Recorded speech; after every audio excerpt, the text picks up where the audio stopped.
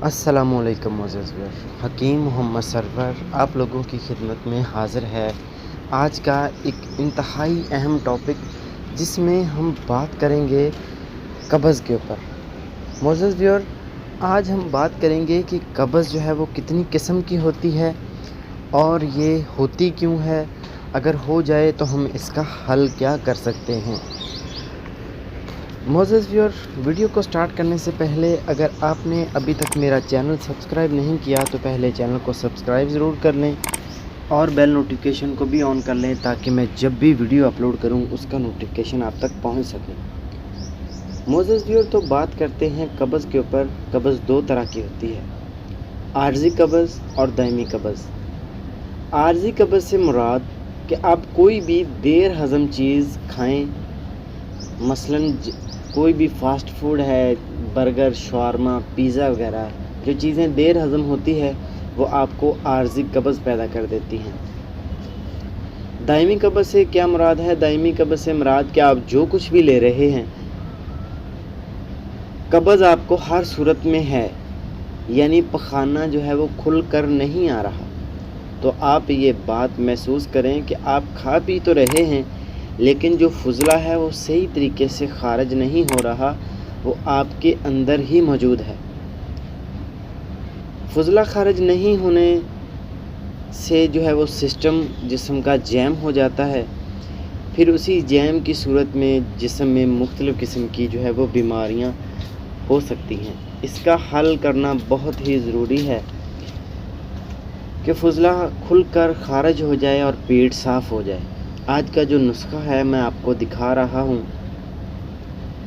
जो चीज़ें हम लेंगे वो आप नोट कर लें, उनको मकदार के साथ इसी तरीके से इस्तेमाल करें तो इंशाअल्लाह अल्लाह के फ़ज़ल व करम से आपका पेट भी साफ़ होगा और जो है वो बड़ी आंत वो भी रिलैक्स हो जाएगी। तो सबसे पहले जी हम लेंगे राई, जो आप सामने देख रहे हैं स्क्रीन पर, यह है राई। राई जो हम चीज़ें, तमाम चीज़ें जो भी हैं वो हम वज़न लेंगे, इनको अलग अलग पीसेंगे, इकट्ठा नहीं पीसेंगे।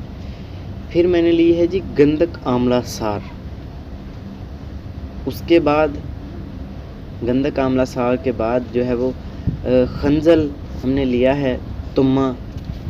बीज के बगैर हम लेंगे, बीज इसके निकाल कर नहीं इस्तेमाल करने, सिर्फ जो तुम्मे का गुद्दा है वो हमने इस्तेमाल करना है। तो ये तीन चीज़ें हमारे नुस्खे में शामिल हैं। तीन चीज़ें, इन तीनों चीज़ों का हम अलग अलग सफ़ूफ बनाएंगे, फिर इनको मिक्स कर लेंगे आपस में।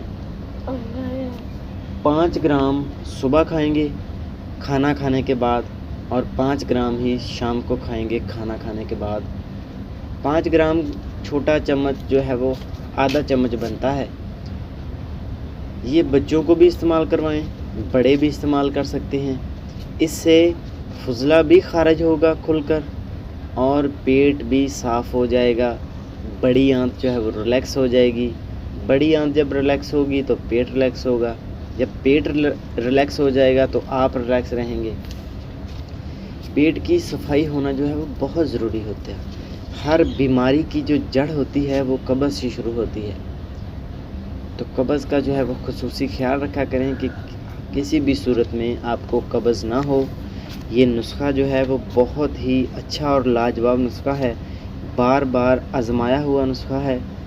कोई भी हम जो नुस्खा आपके सामने आपके लिए पेश करते हैं वो बिल्कुल में फ़ुज़ूल में नुस्खा नहीं होता, बल्कि उस पर एक तहकीक की होती है, फ़ीडबैक लिया होता है कस्टमर का, फिर ही आप लोगों के साथ पेश किया जाता है। और हाँ, बहुत ज़्यादा मुश्किल नुस्खे भी मिल जाते हैं, लेकिन हमारी कोशिश होती है कि आपको एक आसान और सस्ता नुस्खा दिया जाए जो हर बंदे की पहुंच में भी हो, हर बंदा उसको बना भी ले और इस्तेमाल भी कर सके। अगर बहुत ज़्यादा मुश्किल और महंगा नुस्खा आपके सामने पेश कर दिया जाएगा तो बहुत सारे लोग जो है वो उसको नहीं बनाएंगे।